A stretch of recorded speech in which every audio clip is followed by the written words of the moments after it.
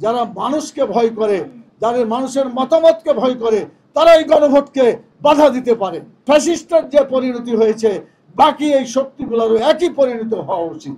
2006 সালে 28 অক্টোবর যে ঘটনা ঘটছে, আর 2024-এর 5ই আগস্টে যে ঘটনা ঘটলো, আমি বিশ্বাস করি অতীতের এই সমস্ত রক্তদানগুলা, তাদের সেই ত্যাগ এবং কুরবানির বিনিময়ে লক্ষ লক্ষ ছাত্র জনতা, পুরুষ মহিলা শিক্ষক শ্রমিক, তারা জীবন দিয়ে যে 5ই আগস্টের যে বিপ্লব সাধিত করলো, আমি বিশ্বাস করি ওই অতীতের রক্তের মর্যাদার বিনিময়ে, সম্মানের বিনিময়ে এবং আল্লাহ তাআলা তাদের ত্যাগের কারণে এই 2024 সালের 5ই আগস্টের যে পরিবর্তন, আল্লাহ তাআলা সেটা পরিবর্তন করার তৌফিক দান করেছেন, যার ফলে জালেম পালাতে বাধ্য হয়েছে। ইনশাআল্লাহ আগামী দিনে এরকম জুলুম যদি কেউ করতে চায়, তাহলে তাদেরকে একই পরিণত বরণ করতে হবে।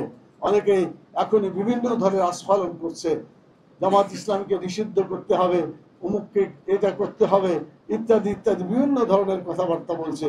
আমরা বলতে চাই, জামাত ইসলামী বাংলাদেশ জামাত ইসলামী এবং ইসলামী ছাত্র শিবির ভয়ভীতির কোনো সংগঠন এটা নয়, বরং জামাত ইসলামী ইসলামী ছাত্র শিবির যারা বলে ভয় কি জিনিস তাদের মধ্যে নাই এবং থাকবে না ইনশাআল্লাহ।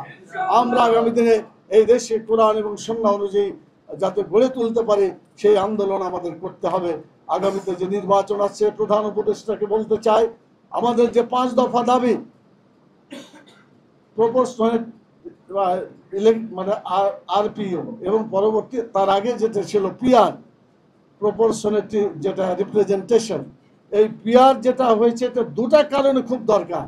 একটা হলো টাকা পয়সা দিয়ে যে ধরনের ইলেকশন করা হয় এবং মারামারি করে ইলেকশন হয়, যদি প্রপোর্শনেট রিপ্রেজেন্টেশন এই পিআর যদি চালু হয়, তাহলে এই ধরনের কোনো টাকা পয়সা এবং গুন্ডামি এই সেসব ইলেকশনে করার কোনো সুযোগ থাকবে না। ইলেকশন সুন্দরভাবে পরিচালিত হবে বলে আমরা বিশ্বাস করি।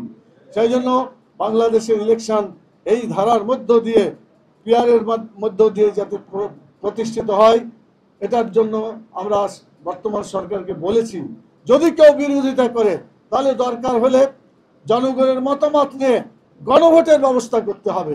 আর গণভোট কারা ভয় করে? যারা মানুষকে ভয় করে, যারা মানুষের মতামতকে ভয় করে, তারা এই গণভোটকে বাধা দিতে পারে। সেই জন্য আমরা বলতে চাই, গণভোটের মাধ্যমে এটার সমাধান হয়ে তারপরে নির্বাচন হওয়া উচিত।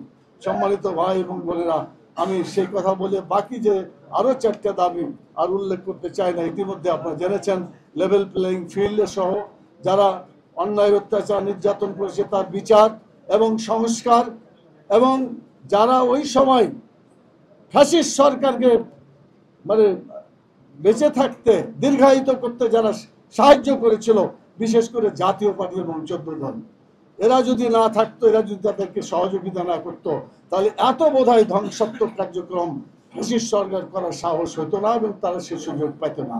কিন্তু অন্যায় করা এবং অন্যায়কে সাহায্য করা, এটা কি কোনো আলাদা জিনিস না সমান? আপনারা নিশ্চয়ই এটা বিবেকের কাছে প্রশ্ন করলে এটাই পাওয়া যাবে। অন্যায় করা এবং অন্যায়কে সাহায্য করা সমান অপরাধ। অতএব ফ্যাসিস্টের যে পরিণতি হয়েছে, বাকি এই শক্তিগুলোরও একই পরিণত হওয়া উচিত।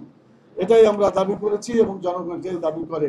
সম্মানিত ভাই এবং বোনেরা, আমি আপনাদেরকে শেষ কথা বলি এভাবে, যে আসুন, দুনিয়ার জীবনটা খুবই ছোট জীবন, সংক্ষিপ্ত জীবন।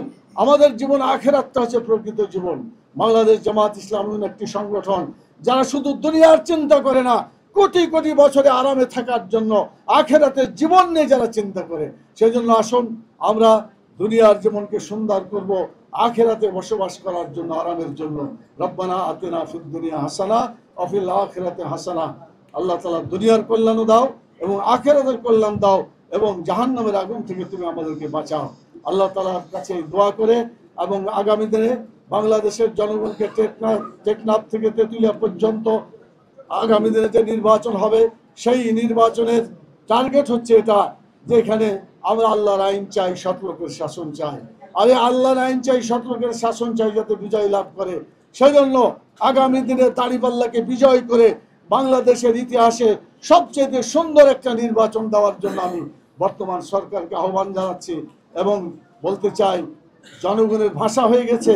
এই দল দেখেছি, সে দল দেখেছি, এই মতবাদ দেখেছি, সেই মতবাদ দেখেছি, কিন্তু আমরা একটা দলকে দেখি নাই, একটা মতবাদ দেখি নাই, সেটা হলো ইসলামী মতবাদ আমরা দেখি নাই, জামাতকে আমরা দেখি নাই।